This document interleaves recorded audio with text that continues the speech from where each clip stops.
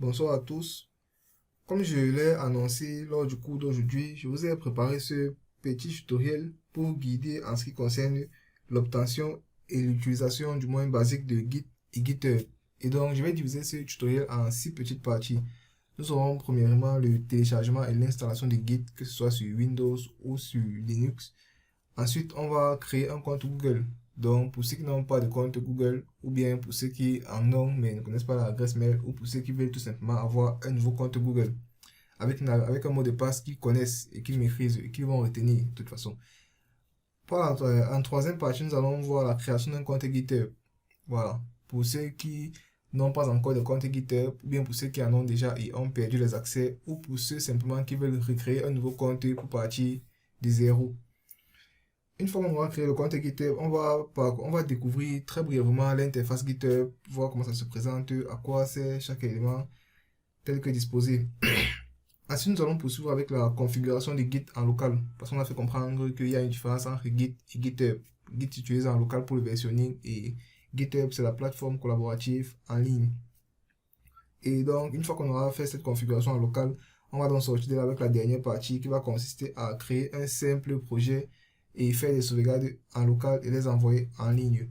Voilà. Et j'espère que pendant le processus, on aura des erreurs. Comme ça, je pourrai corriger les erreurs devant vous. Vous faites dans la vidéo et ça pourra servir à tout le monde. Donc, on va donc commencer par la première partie qui consiste au téléchargement et à l'installation de Git. Donc, pour ce faire, c'est simple. On vient dans Google et on tape Git. Pas GitHub. Git, tout simplement. On a ce premier lien qui s'ouvre là. Donc là, je vais cliquer sur le premier résultat. Et donc, nous avons là Install for Windows. Là, c'est parce que je suis sur Windows. Donc, étant sur Windows, c'est déjà sélectionné là par défaut Windows. Si vous avez un autre système, si vous êtes par exemple sur macOS, vous cliquez simplement sur macOS et on vous donne la commande pour installer.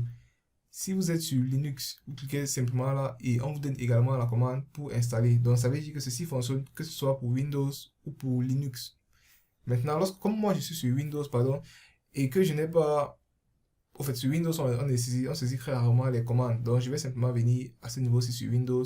Et donc, pour télécharger, je vais choisir le premier, Git for Windows x64. Donc, vous allez simplement cliquer sur ici et ça va lancer le téléchargement. Donc, moi, j'ai déjà téléchargé, donc je vais tout simplement arrêter le téléchargement ici et vous allez laisser que ça se termine pour ceux qui n'ont pas Git en local. Une fois que vous aurez donc téléchargé Git, il va donc falloir l'installer. Donc pour installer Git, moi je viens ici au niveau des téléchargements et c'est ça qui est déjà là. Donc il faut simplement double-cliquer, valider. Là, on va simplement suivre les étapes. Comme vous voyez là, il y a déjà tout ce qui est utile, qui est déjà coché. On va simplement laisser ça comme c'est là et avancer simplement.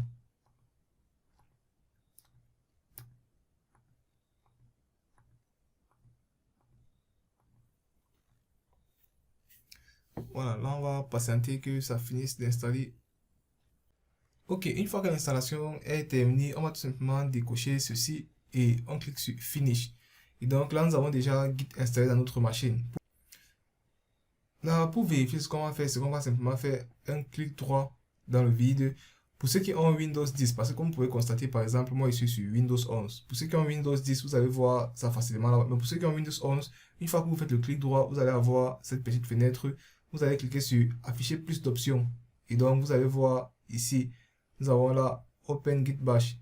Donc, c'est lorsque vous voyez ceci avec le logo de Git que vous savez que l'installation a bel et bien fonctionné. Donc, pour ceux qui sont sur Windows 10, quand vous allez faire Windows 10 ou du moins Windows qui n'est pas Windows 11, donc 10 en descendant, lorsque vous allez faire le clic droit, vous allez tomber directement sur quelque chose comme ça et donc vous pourrez voir là Open Git Bash here.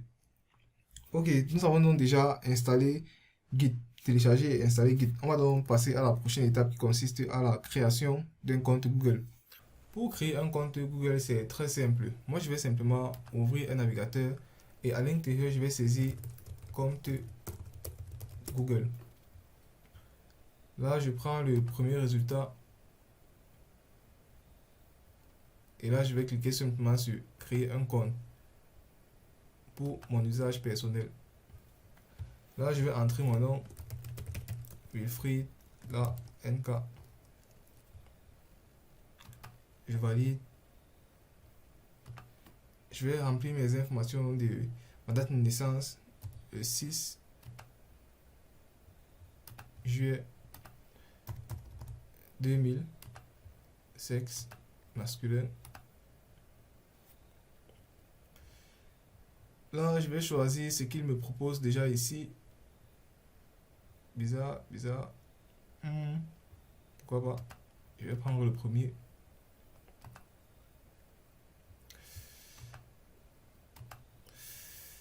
Ici, je vais tout simplement remplacer ce mot de passe-ci par un autre mot de passe. Moi, je vais écrire simplement test JS 1, 2, 3. Je vous conseille de mettre un mot de passe que vous allez retenir. Test JS 1, 2, 3. Un mot de passe qui contient bien entendu au moins une majuscule, au moins une minuscule, au moins un caractère spécial et au moins un chiffre. Voilà. Sachant que le total doit être au moins 8 caractères. Donc moi je vais écrire test JS 1, 2, 3 et je valide.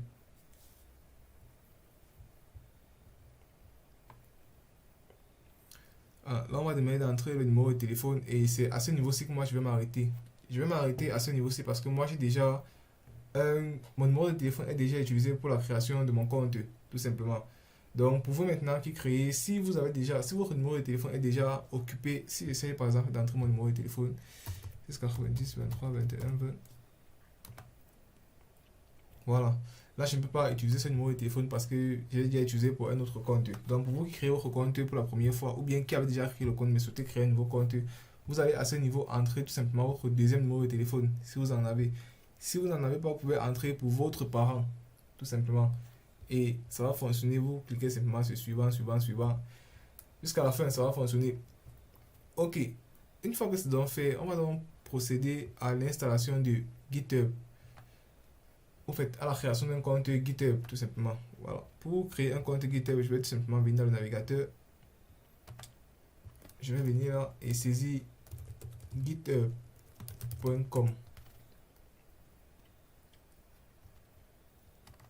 À ce niveau-ci, je viens sur Sign Up.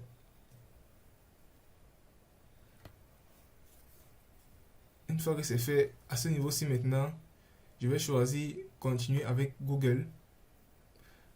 Pourquoi est-ce que c'est important de continuer avec Google? Si je reviens en arrière par exemple, vous avez déjà plusieurs options de connexion pour vous connecter soit avec Google, soit avec Apple, ou alors entrez vos informations vous-même. Donc c'est-à-dire ici, entrez votre adresse mail, votre mot de passe, votre username, votre pays et valider. Maintenant, vous pouvez décider de faire ça si vous voulez. Le problème en faisant ça, c'est que si vous entrez vous-même votre mot de passe, chaque fois que vous allez vouloir vous connecter, vous devez avoir votre mot de passe en tête. Et pourtant, lorsque vous passez avec Google, chaque fois que vous allez vouloir vous connecter, Google va automatiquement ressaisir votre mot de passe à votre place. À condition bien sûr que vous soyez dans le Google de votre compte. Donc à condition bien sûr que le Google soit ouvert dans votre machine, soit le Google pour lequel, soit ce Google-ci, au fait, c'est que vous allez créer. Voilà, donc si vous venez de créer votre compte Google, ou bien si vous avez un compte Google que vous avez déjà créé, quand vous allez vouloir accéder à GitHub, vous devez être connecté sur ce compte Google-là avant d'essayer d'accéder à GitHub. Donc moi je vais cliquer ici sur continuer avec Google. Là, je choisis mon adresse. J'accepte. Ok, et il a validé l'adresse. À ce niveau-ci maintenant, au niveau du username, je vais maintenant donner un username. Le username maintenant, ce qu'il faut savoir, c'est que c'est quelque chose qui va vous suivre, entre guillemets. Donc il faut donner quelque chose qui vous plaît et qui est simple. Moi je vais par exemple écrire NK. Et NK, tout simplement. Username NK is not available. NK. Voilà, là, ils me font comprendre que NK est déjà utilisé. Donc, il y a déjà quelqu'un qui utilise NK. Ce que je vais faire simplement, c'est mettre un tiret code comme ce qu'ils ont proposé. Voilà. NK code est là. Là, c'est un username qui existe. Donc, je vais tout simplement aller sur ce username-ci et valider.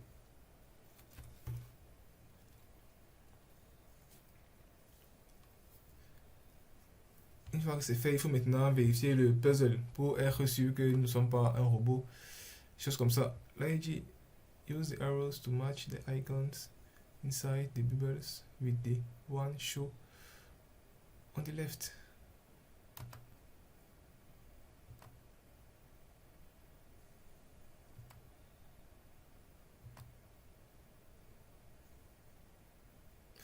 Voilà, là ça va prendre un peu de temps. Et bien sûr, ceci, le recap chat, ce que vous voyez ici n'est pas statique. Donc il est possible que chez vous ça s'affiche autrement. Il faudra tout simplement lire la notice qui est ici en haut et faire correspondre et jouer le jeu ici en bas tout simplement. Voilà. À ce niveau-ci, moi je vois les deux objets qui sont dans les bulles et je vais faire correspondre ici. Je vois, voici ma grosse bulle, voici ma grosse bulle, voici l'objet recherché, le voici ici dans la grosse bulle. Voici également l'objet recherché, le voici également dans la grosse bulle. Donc, en fonction du recap chat qui s'affichera chez vous, en fonction du test de vérification qui s'affichera chez vous, vous allez simplement lire la consigne et jouer le jeu.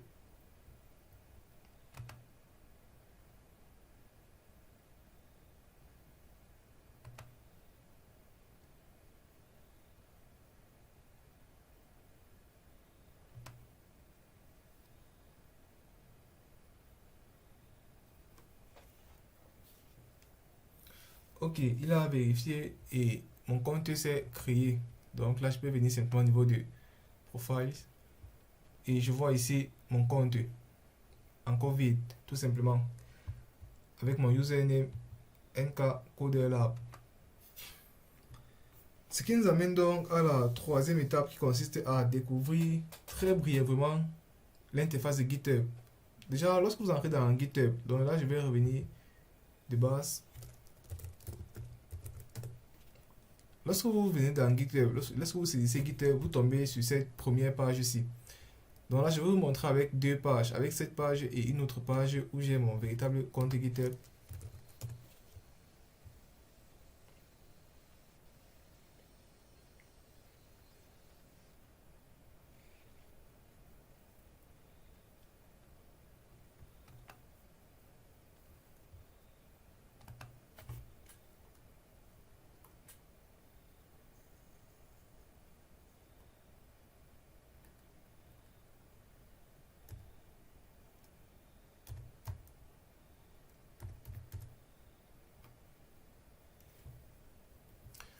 Voilà, à ce niveau-ci, vous avez ma véritable page GitHub ou bien mon véritable GitHub. Et à ce niveau-ci, vous avez le GitHub vite que je viens de créer. Lorsque vous allez venir dans GitHub,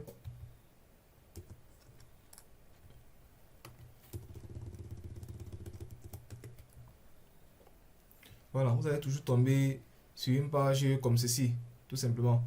Là, c'est cette page-là, ici. Pour avoir accès à votre profil, vous allez venir au niveau de, à ce niveau-ci, où il y a votre icône avec votre logo.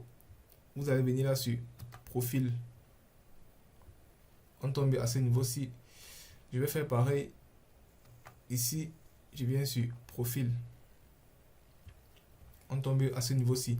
Vous pouvez constater que ici, c'est encore tout vide. Il n'y a encore rien tout simplement parce que je n'ai encore ajouté aucun projet et je n'ai encore rien configuré. Si l'on vient ici, par contre, on voit qu'il y a déjà là beaucoup de choses qui parlent déjà de moi. Ce qu'il faut savoir, c'est que cette partie-ci ne se fait pas automatiquement. En fait, c'est quelque chose que vous allez créer manuellement. Donc, toute cette partie-ci se crée avec le HTML, le CSS et le JavaScript. Donc, vous pouvez décider de customiser votre présentation en d'autres termes. Voilà. Et donc, je vais présenter sur la page qui est vierge parce que je suppose que chez vous, ça serait également vierge. Sur la partie, au niveau du header, vous avez ici le overview, vous avez le repository, vous avez project, vous avez package, star. Je vais prendre ce qui nous concerne, ce que vous allez le plus utiliser. Vous allez le plus utiliser repositories. Dans repositories, c'est là que vous allez avoir tous vos projets. Donc, chaque fois que vous allez créer des projets, vous allez venir créer des repositories et c'est à l'intérieur que vous allez déposer des projets. Les repositories correspondent un peu, entre guillemets, à des dossiers que vous créez en ligne. Un peu comme vous créez votre projet en local, vous créez vos différents dossiers en local dans lesquels vous mettez vos projets. Les repositories également, c'est ce dossier-là dans lequel on va déposer les projets, mais en ligne.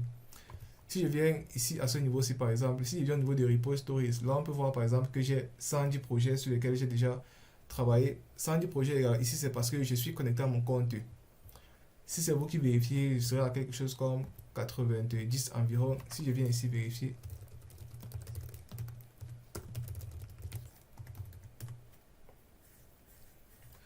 voilà, à ce niveau-ci, je suis à 96. Je vais expliquer pourquoi tout à l'heure. Lorsque je viens ici, là, au niveau des repositories, je clique là sur les repositories. voilà, vous pouvez constater là que on a la liste des projets sur lesquels j'ai déjà travaillé.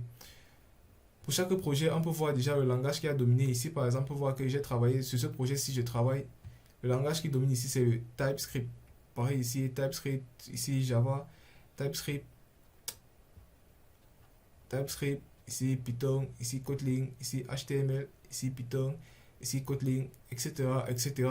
Ici le Dart. Ce que vous pouvez également constater, c'est que il y a des projets qui sont publics et il y a des projets qui sont privés. Ici, là, on peut voir 110 projets tout simplement parce qu'on compte tous mes projets, qu'ils soient publics ou privés. Ici, vous pouvez voir 96 tout simplement parce que les projets qui sont privés ne sont pas comptés. Parce que là, ce n'est pas moi qui suis connecté ici. Voilà. Ici, vu que c'est moi qui suis connecté, on me présente tous mes projets. Tout simplement, au niveau des projets, si vous n'avez pas beaucoup utilisé ça, du moins pour le moment, vous n'avez pas utilisé la partie projet. C'est une partie qui est un peu plus compliquée à utiliser. Bon, pas compliquée en tant que telle, mais un peu plus qui demande un peu plus de compétences, de connaissances pour utiliser la partie projet. Donc, ce qu'on va faire généralement, c'est on va tout simplement venir au niveau de repositories. Et c'est au niveau de repositories qu'on va créer nos différents repositories pour déposer nos fichiers. Vous pouvez voir également, si je reviens à ce niveau-ci où c'est vide, au niveau du overview. Voilà, à ce niveau-ci, vous pouvez également configurer votre présentation, entre guillemets, donc ajouter quelques 2-3 choses qui vous intéressent. Comme vous pouvez voir par exemple ici, moi j'ai ajouté là une petite description. Là, on a le nombre de followers que j'ai, le nombre de personnes que je suis. Bon, suivre une personne, ça permet uniquement de faire en sorte que lorsque la personne travaille sur un projet, lorsque la personne poste un nouveau projet en ligne, vous pouvez avoir accès à ce projet-là. La partie achievement, c'est tout simplement les badges que tu as déjà eu. Et là, nous avons les organisations. Bon, tout ceci, vous n'aurez pas ceci pour le moment, vu que vous débutez encore. Donc, vous va rester vide comme ceci. Et à ce niveau-ci, c'est ici que l'on voit les différentes contributions que vous avez eu à faire. Une contribution, c'est tout simplement chaque fois que vous allez faire un push de code en ligne, chaque fois que vous allez faire un commit et pusher le code, on va dire ici que vous avez fait une contribution. Si je viens là dans mon compte, par exemple, je descends en bas, on peut constater là que partout où vous voyez la couleur verte, c'est tout simplement toutes les fois où je travaillais sur un projet et je faisais des sauvegardes en ligne. Donc chaque fois que je travaille sur un projet, je fais la sauvegarde. GitHub colle automatiquement mon activité. Donc ça veut dire que comme je vous disais en salle par exemple, lorsque tu es peut-être devant un recruteur, tu n'auras pas à dire avec ta bouche que je travaille chaque jour, je travaille sur tel projet chaque jour. Il pourra directement vérifier ton activité depuis ton compte GitHub tout simplement. Voilà. Donc on peut voir que l'année passée par exemple, j'ai eu à faire 2050 contributions. Et on a également cette partie-ci qui montre que je suis dans GitHub depuis 2021, nous sommes en 2026. À ce niveau-ci, c'est 2026 parce qu'on vient tout simplement de créer notre compte. Et ce qu'il faut également savoir, c'est que vous allez constater qu'il y a des points qui sont beaucoup plus verts que d'autres points. Voilà, simplement, c'est pour dire que plus tu travailles, en fait, plus tu fais des sauvegardes d'un projet, plus le point tend vers la couleur verte foncée. Si je viens par exemple ici où ce n'est pas très foncé, on peut voir là que le 10 mars par exemple, j'ai effectué 4 contributions. Donc, j'ai amélioré un projet en apportant uniquement 4 fonctionnalités. Si on vient sur un point qui est extrêmement vert, comme ceci par exemple, on peut voir que ici j'ai apporté 43 nouvelles fonctionnalités. Donc, plus tu apportes les fonctionnalités, plus ça tend vers le vert. Ici, nous sommes à 16. Ici, nous sommes à 7. À ce niveau-ci, nous sommes à 26. Je pense que vous avez compris le principe tout simplement. Voilà. Donc, c'est tout pour cette interface, je pense. Voilà. Vous avez simplement. Ce qu'il faut savoir, c'est que sur votre compte GitHub, ici, vous pouvez voir vos différentes contributions. Chaque fois que vous allez vouloir ajouter un projet en ligne, vous allez venir au niveau de repositories.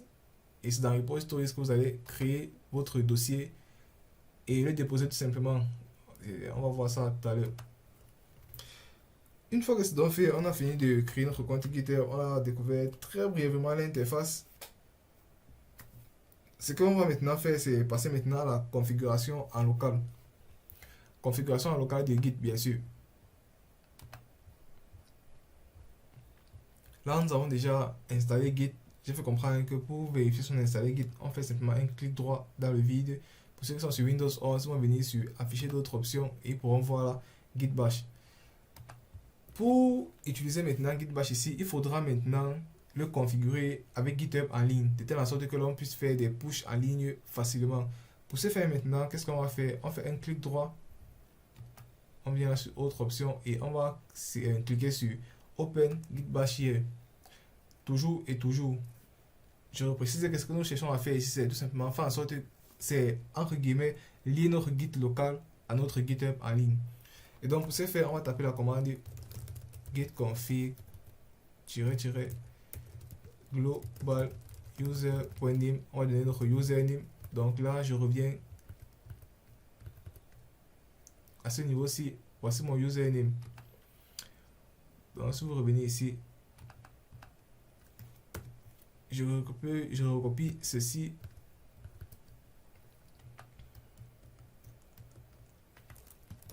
Que je viens tout simplement coller là.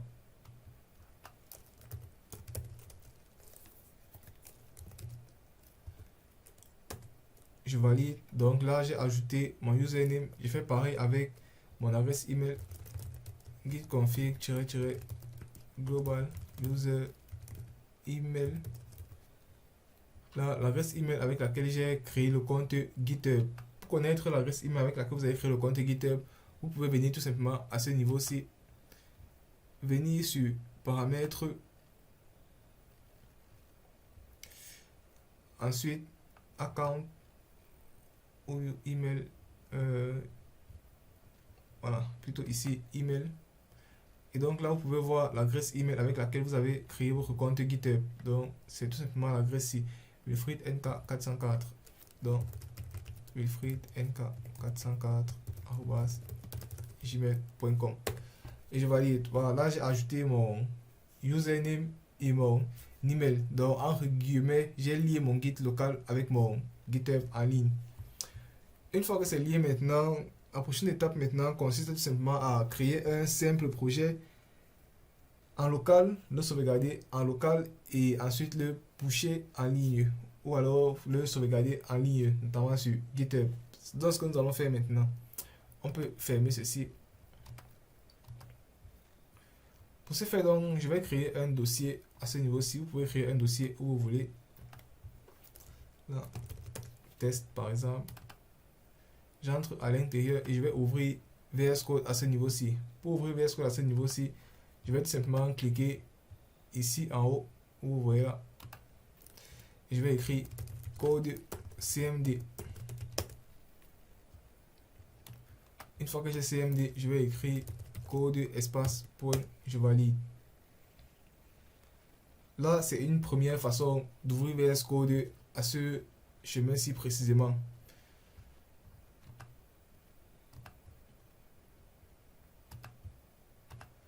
Une autre façon consiste, si vous ne voulez pas passer par le terminal, une autre façon c'est tout simplement de lancer VS Code, cliquez sur File, venir sur Open Folder et vous choisissez le répertoire dans lequel vous voulez ouvrir GitHub, donc dans lequel vous voulez ouvrir VS Code, pardon.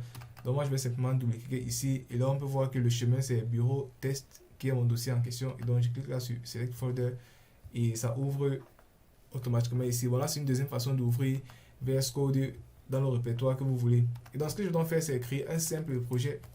Par exemple, index.html. Là, point d'exclamation. Tout simplement. Et je vais me limiter à ce niveau-ci. Là, on va considérer que c'est par exemple ma première version. Je vais mettre un titre, pourquoi pas. H1. Première version de mon projet Git. Voilà, là c'est la première version de mon projet. Tout simplement, ce que je vais faire, c'est sauvegarder ceci en local et le mettre en ligne. Pour sauvegarder un projet en local avec Git, ce qu'on va faire tout simplement, c'est ouvrir le terminal. Ceci, ça fonctionne très bien, que ce soit sur Windows ou sur Linux. Donc ce qu'il faut savoir, c'est que les étapes pour créer un compte GitHub, ce que j'ai déjà montré, c'est la même chose sur Linux.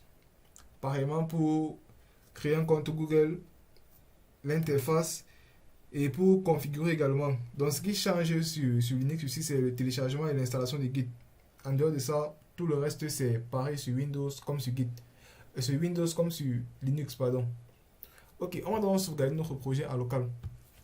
Donc pour sauvegarder notre projet ici, on va toujours commencer par un git init.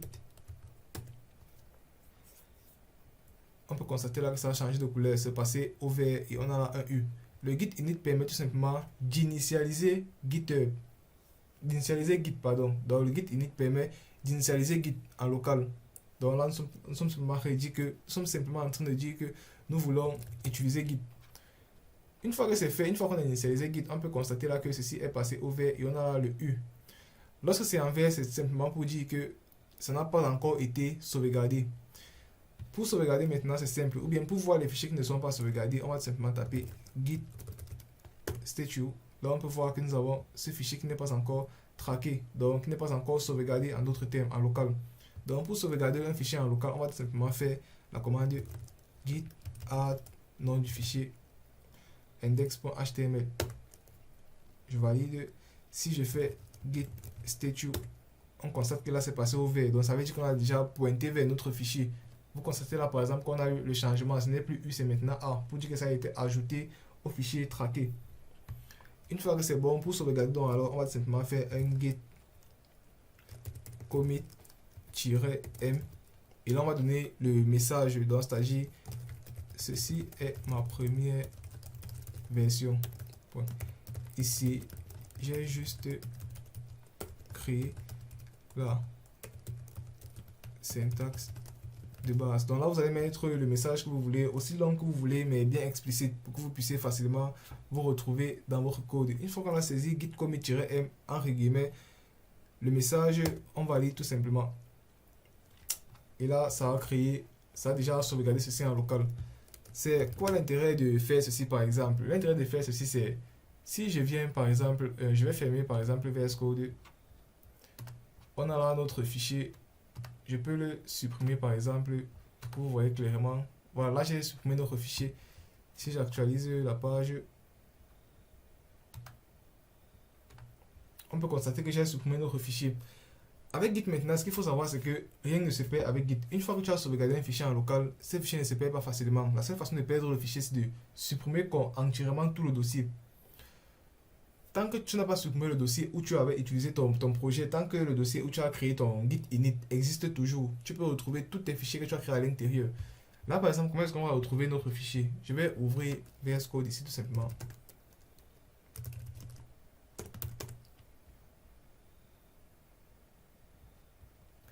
Voilà, là on peut constater que notre fichier n'est pas retrouvé. Ici, on n'a plus rien. Pour retrouver notre fichier, comment est-ce qu'on va faire? Donc, si vous travaillez par exemple après un niveau, vous arrivez où vous avez supprimé par une advertence vos différents fichiers, peu importe ce que vous avez supprimé, peu importe la manipulation que vous avez faite qui ne vous correspond plus, comment est-ce que vous pouvez retrouver votre fichier? Vous allez simplement taper git statue. Ok, dans Git statue, on peut voir là qu'on a un fichier qui a été supprimé. Ce que vous allez faire simplement, c'est taper git restore. Git restore, c'est pour dire que vous voulez restaurer, donc supprimer toute la modification que vous avez eu à faire depuis la précédente sauvegarde. Donc lorsque je tape git restore, je valide, on a là notre fichier qui est revenu. Tout simplement. Le git restore est également utile à quel niveau? Si par exemple vous travaillez peut-être sur un programme en C, peu importe, vous avez déjà écrit cette première version, là nous sommes en HTML, vous avez déjà écrit cette première version qui fonctionne très bien, qui n'a pas de problème. Si vous ajoutez maintenant du code, vous ajoutez ce que vous voulez, par exemple, peu importe, vous finissez d'ajouter beaucoup de choses et après vous vous rendez compte que ce que vous avez ajouté apporte plutôt des bugs dans votre logiciel ou alors ne fonctionne pas très bien. Ce que vous pouvez faire simplement pour supprimer tout ceci, c'est saisir tout simplement un git restore. Là, on nous ramène vers la première version qu'on a sauvegardée et qui fonctionnait très bien. Ce qu'il faut maintenant savoir, c'est quoi? Si je tape un CTRL Z ici pour remettre ce code, là, une personne pourrait me dire que pourquoi passer par git restore pour effacer tout ce contenu ici si on peut tout simplement venir et faire ceci. Et bon, je vais tout simplement répondre que à ce niveau-ci, vous ne voyez pas vraiment l'intérêt de passer par un git restore parce que là, on n'a qu'un seul fichier. Voilà, nous n'avons qu'un seul fichier, un petit code, donc vous ne voyez pas vraiment l'intérêt. Ce qu'il faut savoir, c'est qu'en général, lorsqu'on crée un projet, il n'y a jamais un seul fichier en tout cas. C'est toujours plein de fichiers avec plein de code partout. Donc, c'est souvent compliqué de retrouver une partie précise du code où il y a un problème. Ou alors de pouvoir lire tout le projet entier pour pouvoir corriger un problème.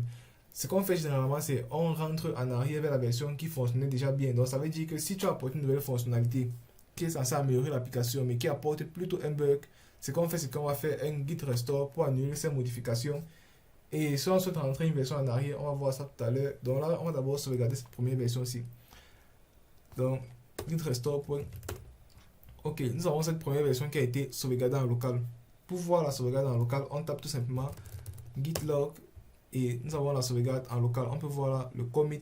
Ce que vous voyez ici, ça s'appelle un SHA-1. C'est ce qui permet de sauter d'une version à une autre. Là, on peut voir l'auteur. On peut voir ici que l'auteur, c'est moi. Donc, nkcoder là, avec mon adresse email que nous avons ajouté lorsqu'on saisissait le git config-global. Voilà. Et là, on peut voir l'heure à laquelle, le jour et l'heure à laquelle j'ai enregistré cette première version-ci et le message que j'ai mis. Donc, ça veut dire que si tu codes, tu fais plusieurs versions, à chaque fois, tu auras le message de chaque version. Ça permet de faire en sorte que si vous travaillez à plusieurs sur un projet, par exemple, une personne a commencé le projet et moi, je viens continuer. En venant continuer le projet, je peux avoir l'historique des modifications. Là, je pourrais voir clairement ce qui a été apporté à chaque modification du projet sans avoir à demander au développeur parce que peut-être le développeur est déjà mort. Voilà. Donc, il ne faudrait pas que si une personne travaille sur un projet, le jour que la personne n'est plus là, on ne puisse plus savoir comment est-ce qu'il travaillait, sur quoi est-ce qu'il travaillait. C'est grâce à Git qu'on va pouvoir retrouver cela, notamment avec le Git log qui permet d'avoir des éléments descriptifs. Une fois que c'est donc bon, on va sauvegarder cette première partie-ci en ligne. Pour sauvegarder en ligne, c'est simple. On va tout simplement venir dans notre Git. On clique là, on revient toujours sur profil.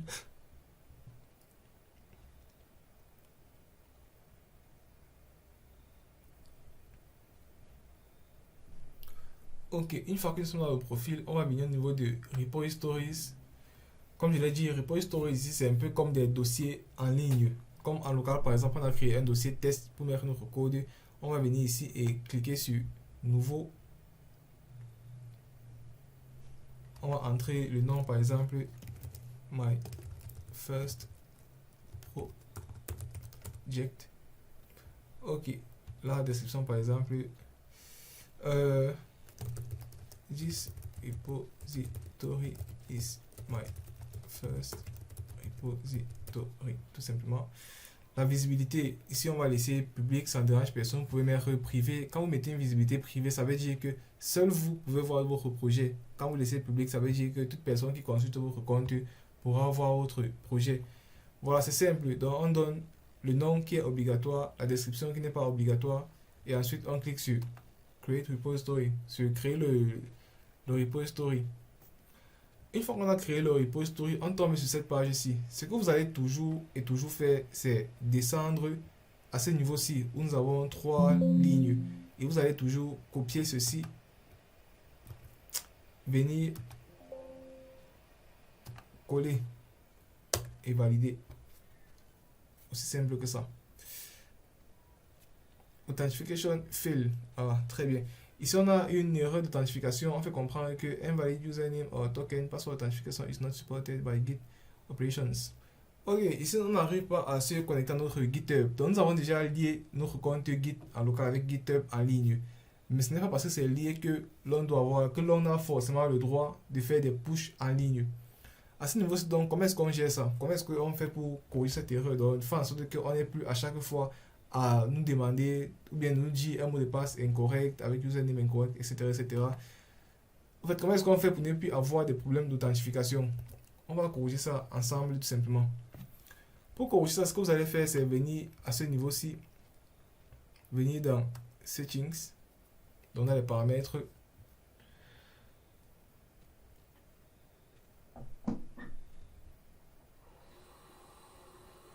On va venir dans SSH.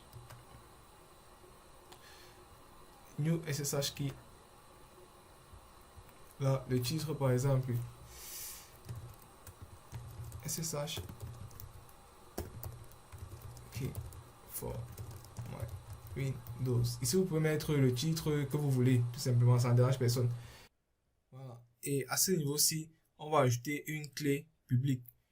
Ici, qu'est-ce que c'est? Ce que nous sommes en train de faire, c'est créer une nouvelle clé SSH. La clé SSH maintenant a deux parties. on a une partie privée qui reste dans votre machine en local et une partie publique. La clé privée, c'est ce qui va nous permettre de nous connecter sur des plateformes, tout simplement. Donc, dans la plateforme à laquelle on souhaite se connecter, sans avoir à venir chaque fois taper notre mot de passe. Donc, plateforme à laquelle on souhaite se connecter à distance, en tout cas. Voilà. Donc, c'est-à-dire que tu n'entres pas dans la plateforme, tu saisis le mot de passe et tout. Tu restes à distance et je te connecte à la plateforme. Pour ce faire, dans la plateforme à laquelle tu souhaites te connecter, ici, par exemple, c'est GitHub, tu vas ajouter dans cette plateforme une clé publique.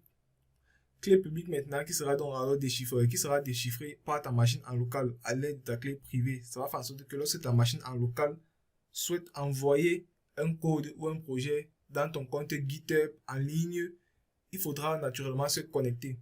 Mais sauf que là, ça ne sera plus, tu ne vas plus venir ouvrir l'interface graphique, saisir ton mot de passe. Ce qui va se passer, c'est que ta machine en local va essayer de se connecter en passant par la connexion SSH. C'est un peu compliqué à expliquer, je ne sais pas si vous pouvez comprendre ça pour le moment. Ce qu'il faut simplement retenir, c'est que c'est comme ça qu'il faut procéder. Vous pouvez retenir ça simplement comme ça. Si tu essaies de faire un push comme là, on essaie de faire un push. Bon, faire un push, c'est envoyer le code en ligne. Comme on dit là, push. Voilà. Si tu essaies de faire un push, d'envoyer ton code en ligne, et ça ne fonctionne pas pour des problèmes d'authentification, parce que bien sûr, il faut utiliser un token pour se connecter. Ce qu'il faut faire tout simplement, c'est créer une clé SSH. Tu conserves la clé SSH privée en local, et la clé SSH publique, tu la mets en ligne dans la plateforme que tu souhaites utiliser. C'est ce que nous allons faire ici. Pour créer une clé SSH, tout simplement, on va saisir la commande SSH qui gêne et on valide. Voilà. Là, on dit ici generating public private. Voilà, ici c'est pour générer une clé publique et une clé privée. Et là, on nous propose maintenant le chemin d'accès pour cette clé-là. Bon, moi, je ne vais pas modifier ça, ça ne me dérange pas du tout. Donc, je vais simplement cliquer sur Entrée. On demande de mettre un mot de passe. Je vous déconseille de mettre le mot de passe parce que si vous mettez un mot de passe à ce niveau, vous allez oublier. Ne vous inquiétez pas pour ça, vous allez oublier. Voilà, donc on va simplement laisser le vide pour ne pas utiliser le mot de passe et valider. Là, nous avons notre clé qui a été créée. Donc, il a créé une clé publique et une clé privée. Et donc, c'est ce qu'on va essayer de voir. On va se rendre sur ce répertoire-ci pour essayer de voir notre clé. Nous avons ici. Je vais ouvrir et vous allez faire pareil chez vous.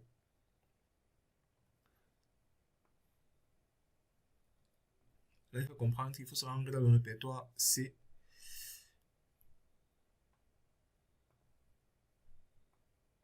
Nous sommes dans le disque local C à ce niveau-ci. J'entre à l'intérieur.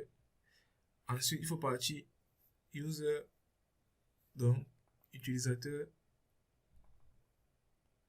Ensuite, Nubi, nous sommes là, Nubi. Ensuite, .ssh, c'est ça ici. Si maintenant vous ne voyez pas tout ceci affiché chez vous, vous allez simplement venir là au niveau de afficher, et vous allez activer les éléments masqués. Si chez vous c'est masqué en tout cas. Donc il faudra simplement venir là sur afficher et fouiller où on a affiché éléments masqués pour cocher dessus pour qu'on puisse afficher les éléments masqués dans le cas où ces éléments sont masqués chez vous. Voilà, et donc on fait comprendre ici que la suite c'est .ssh, donc nous sommes là dans .ssh, et à l'intérieur, qu'est-ce qu'on constate? Nous avons id.ide, on constate là que nous avons deux clés. On a une clé avec .pub et une clé qui n'a pas de .pub, je parle là au niveau de IGED. On va prendre la clé publique et c'est cette clé que nous allons afficher en ligne, que nous allons sauvegarder en ligne parce que comme son nom l'indique, elle est publique, donc tout le monde pourra y avoir accès. Mais maintenant, seule votre machine en local pourra la décrypter, pouvoir pousser votre code.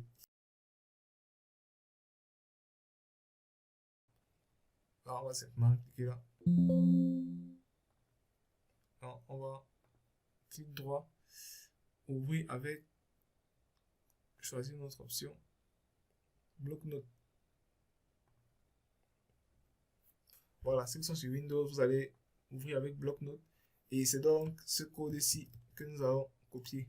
Ou bien vous pouvez faire un CTRL-A, CTRL-C. On vient donc dans notre GitHub et c'est ce code-là qu'on va déposer ici. Ensuite, on va lire tout simplement. Et donc, c'est tout ce qu'il y a à faire. Là, on peut voir par exemple que ça n'a jamais été utilisé. Ce n'est pas grave.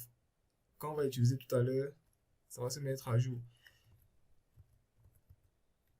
Ce qu'on fait donc, alors pour pousser le code en ligne, comme je le disais tantôt, on va revenir déjà dans notre...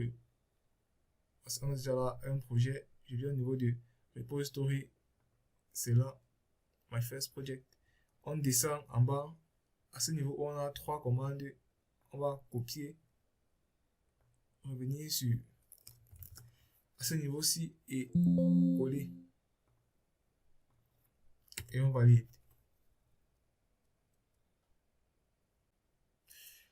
Là, on demande de nous connecter avec le navigateur ou avec VS Code. Je choisis avec VS Code, pourquoi pas.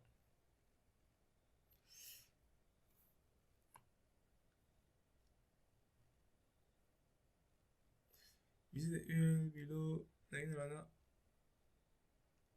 enter the following device code to continue. Ok, on va ouvrir notre GitHub et saisir ceci tout simplement. Donc là, https://github.com/login/device. Je valide, je clique sur continue et là on me demande d'entrer le code, c'est ce code ici, donc F26D334D. Et je valide. Une fois que c'est fait, j'autorise. Donc j'autorise ma machine en local à faire des push en ligne à mon adresse. Et donc on a là notre push qui s'est très bien effectué. Là c'est une configuration que nous avons fait une seule fois. Une fois qu'on a fait cette configuration une fois, on ne va plus jamais la refaire. On va simplement utiliser, du moins tant qu'on a cette machine et ce système. C'est le jour que vous allez changer de machine ou de système que vous allez repasser par cette étape-ci ou bien par cette configuration. Donc là, si je reviens donc à ce niveau-ci, il suffit juste d'actualiser la page pour voir son code qui est arrivé. Voilà, là vous pouvez voir votre code avec le nom. Ceci est ma première version. Si je clique là, on peut voir que voici notre code à ce niveau-ci qui est en ligne, placé dans GitHub.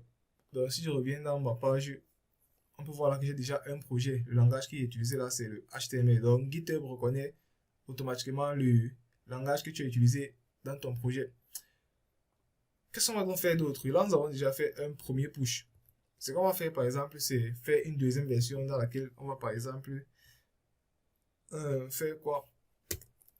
Par exemple, P. Je suis NK Wilfried, et ceci est le code de la deuxième version de mon projet Git. Voilà. J'ai ajouté tout simplement cette balise P et je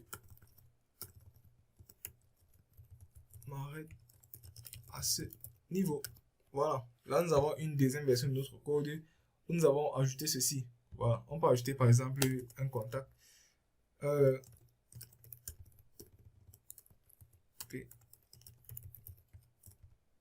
Cliquez à https ://237/690/23/21/20. Cliquez ici pour me contacter en cas de besoin. Voilà, tout simplement. Si j'ouvre ceci pour voir, on a là, voilà, le résultat final actuel. Donc ce que je vais faire donc alors c'est sauvegarder cette deuxième version. Comme vous voyez là, c'est passé en orange et on a le M. M c'est pour dire que ça a été modifié et la couleur orange c'est quand nous sommes à un fichier qui existait déjà mais qui a simplement été modifié. Donc je vais sauvegarder ça. Et également, comme vous pouvez voir, on peut voir la partie de code qui a été modifiée. Comme vous voyez ici en vert, c'est ce qui a été ajouté. Là, on peut voir que oui, voici le code qui a été ajouté en vert depuis la précédente version. Et si tu modifies une partie, ça passe plutôt en bleu. Donc ici, si je mets peut-être espace, on peut voir là que ça passe en bleu. Donc c'est-à-dire là, c'est un code qui existait déjà et on a simplement modifié. Lorsque c'est un nouveau code, bien là, c'est une ligne de code qui existait déjà et on a apporté une modification sur cette ligne-ci. Voilà. Par contre, ces autres lignes-ci qui sont avec la barre verte, ici, ce sont des lignes qui ont été ajoutées. Donc là, nous sommes donc sur la deuxième version. Je vais donc faire un git add pour sauvegarder, git add point. Git add point, c'est simplement pour dire qu'on va sélectionner tous les fichiers du répertoire ici. À défaut de faire git add point, on peut faire git add index.html. Mais si tu ne veux pas écrire index.html, vous pouvez simplement écrire git add point. Ça va sélectionner. Ensuite, git commit-m, ma deuxième version. Tout simplement. Et donc, pour voir les différentes versions, on va utiliser la commande git log. Là, on peut voir la deuxième version a été faite à minuit 21 minutes, la première version à 23 heures. Donc, on peut voir les différentes évolutions qu'il y a eu. Et à ce niveau-ci, maintenant, vous pouvez voir si un projet a été pushé en ligne ou pas. Lorsque vous allez voir origine main, là, c'est cette version-ci qui est en ligne. Cette version-ci, c'est, comme vous voyez ici, là, head. Donc, ça veut dire que en local, c'est à ce niveau-ci que je me trouve. Vous allez voir le head. Donc, ça veut dire qu'en local, c'est à cette version-ci que je me trouve.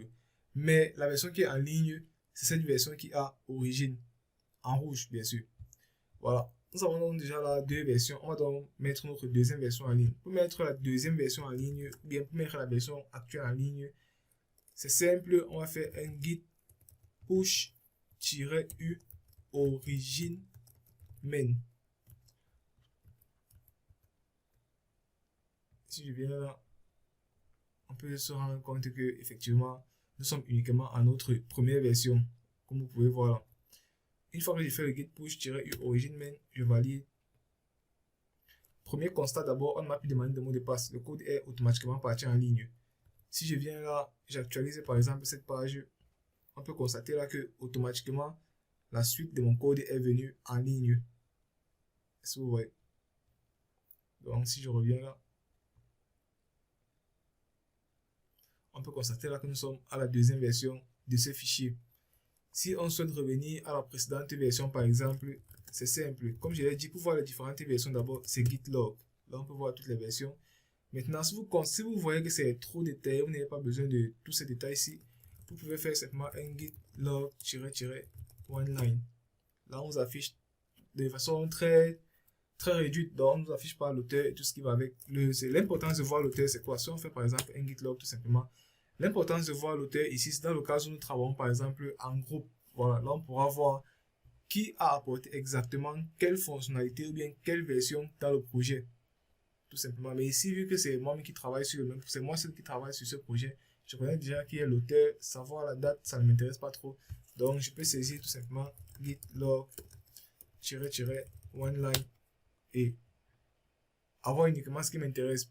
Pour donc, on constate donc ici que en local, nous sommes sur cette branche-ci et c'est également la branche qui est en ligne parce que là, on peut voir que on voit le head, c'est la version à laquelle nous sommes et où on voit l'origine, c'est la version qui est en ligne. Donc, c'est-à-dire à ce niveau-ci, nous sommes à jour. Sinon, on souhaite donc revenir à ce niveau-ci. Donc, c'est-à-dire qu'à la première version, par exemple, qu'est-ce qui avait été fait à la première version? On se demande, par exemple, il y avait quelle fonctionnalité, à quoi ressemblait le site lors de la première version. On fait simplement un git checkout et là, on va copier ceci qui est le SHA-1. Donc, 7FFEE02, on valide. Là, nous sommes revenus en arrière. On constate que le code est directement revenu sur la première version. Et donc, une fois donc que nous sommes sur la première version, pour revenir sur la version principale, on va simplement faire un git checkout main. Là, on tombe sur la version actuelle. On va faire une troisième dernière version. Là, par exemple, ici. Qu'est-ce que je vais mettre là, par exemple? Contact.html. Ceci est ma page de contact. Voilà, tout simplement. Et donc, on va sauvegarder cette page. On peut faire un git add point, premièrement. Git commit-m, ajout de la page de contact. On valide. Ça a été sauvegardé. La sauvegarde a été faite en local, bien sûr. Si on vient en ligne, on peut voir que nous avons toujours un seul fichier qui est à la deuxième version.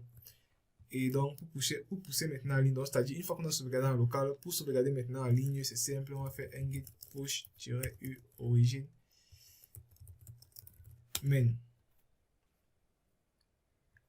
Et donc, nous avons si on actualise la page, nous avons la page de contact qui est arrivée en ligne. Donc, c'est tout simplement comme ça que nous allons souvent procéder durant la formation en tout cas. Là, vous pouvez voir que je suis le seul contributeur. Dans le cas où vous travaillez par exemple en groupe, si je viens là par exemple dans ma page, je vais chercher un projet dans lequel on a travaillé en groupe, que vous voyez par exemple banking, le backend. Voilà, là c'est le backend d'une application bancaire, un peu comme Orange Money que nous avons eu à créer. Si l'on vient ici, vous pouvez voir les différents contributeurs qui ont travaillé sur le projet. Donc, il y a en l'occurrence moi, Chami Sorel, Djigou et on est là. Voilà, donc quand vous travaillez sur un projet, quand vous avez par exemple dit à vos recruteurs que j'ai travaillé sur tel projet, telle application qui tourne d'ailleurs là, oui, j'ai contribué à cela, il pourra venir vérifier ça tout simplement à ce niveau-ci. Voilà. Là, vous avez une véritable trace de tout ce que vous faites, de vos activités en tant qu'informaticien, en tant que développeur. Tout simplement. Donc, je pense que c'est bon à ce niveau-ci. On va donc s'arrêter là. Pour ce tutoriel, du moins pour la partie Windows, maintenant je vais très rapidement aller sur la partie Linux pour télécharger, installer Git très rapidement, et pour tout le reste, ce sont les mêmes étapes. En dehors de la configuration, donc nous allons voir comment est-ce qu'on configure. En fait, nous allons voir comment est-ce qu'on lit la partie GitHub à la partie Git, tout simplement, sur Linux. Donc je vais arrêter la vidéo ici et on se voit tout à l'heure pour la partie Linux. Ok, sur Linux maintenant, ce que nous allons voir, c'est plus ou moins simple. Nous allons simplement télécharger, installer Git. Donc pour ce faire, on vient toujours dans le navigateur, on tape Git, on valide, on prend la première option qui s'affiche. Là, on va cliquer sur le bouton Install for Linux. Et donc là, nous avons déjà la première commande qui est là, telle que vous pouvez voir. On va simplement copier cette commande-ci avec un CTRL-C. On vient dans le terminal et on ajoute sudo devant et on tape CTRL-V. On entre le mot de passe, on valide tout simplement. Voilà, à ce niveau-ci, à défaut de faire ceci, vous pouvez simplement saisir Git et on va vous donner cette même commande. Voilà, maintenant pour vérifier si c'est installé, vous tapez la commande Git tout simplement, ou encore git-version. Voilà, qui va vous donner la version de Git qui est installée dans votre machine. Tout simplement.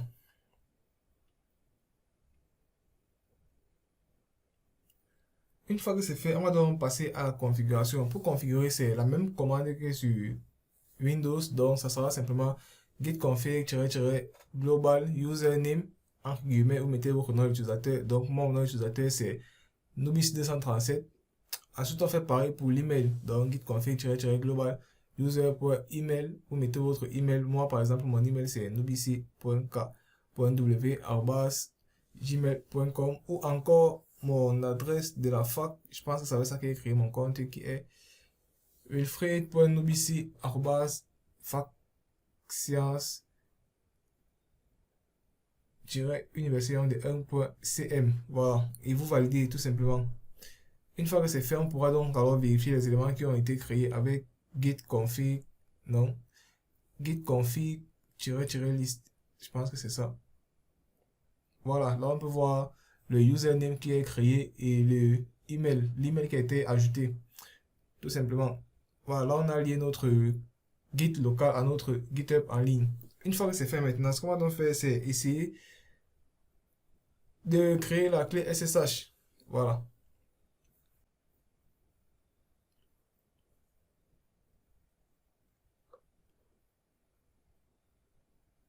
On choisit SSH.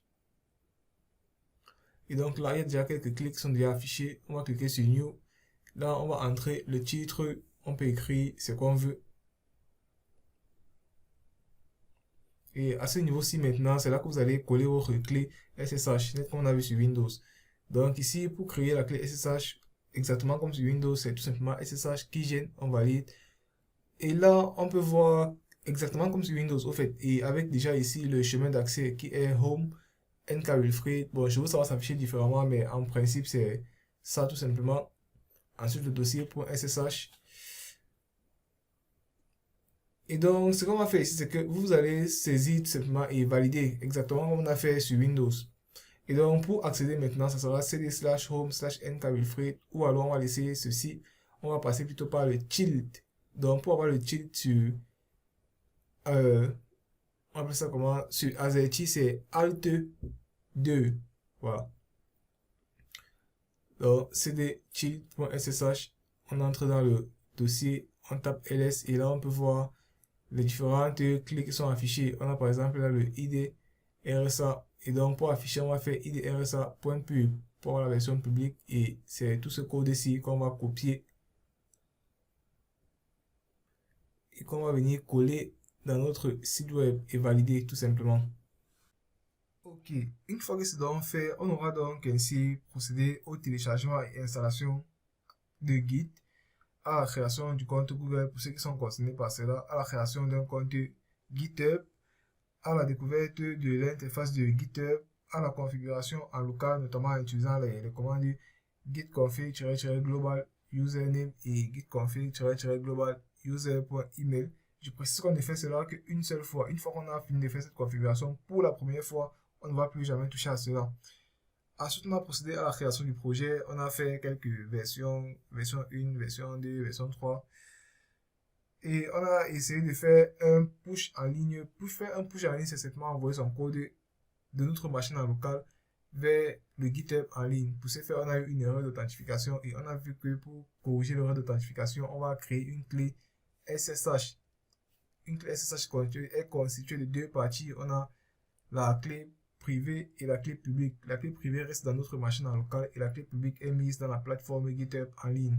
Ça nous permet de faire en sorte que chaque fois qu'on veut pusher le code en ligne, dès qu'on tape le git push-u origin main, depuis notre interface VS Code, notre VS Code va déverrouiller notre compte GitHub. Comment? Lorsqu'il va arriver au niveau de GitHub, il va voir une clé publique que GitHub expose et donc il va se servir de sa clé privée pour ouvrir la porte et entrer dans GitHub, déposer notre code au bon endroit. Tout simplement. Voilà. Donc, on va donc s'arrêter là pour cette vidéo. Et si vous avez des questions, si vous essayez et ça ne fonctionne pas, si vous essayez et vous avez des parties de code ou bien des parties qui sont un peu floues à comprendre, vous pouvez simplement me contacter via le numéro qui s'affiche ici. Voilà. Donc, c'est tout pour cette vidéo.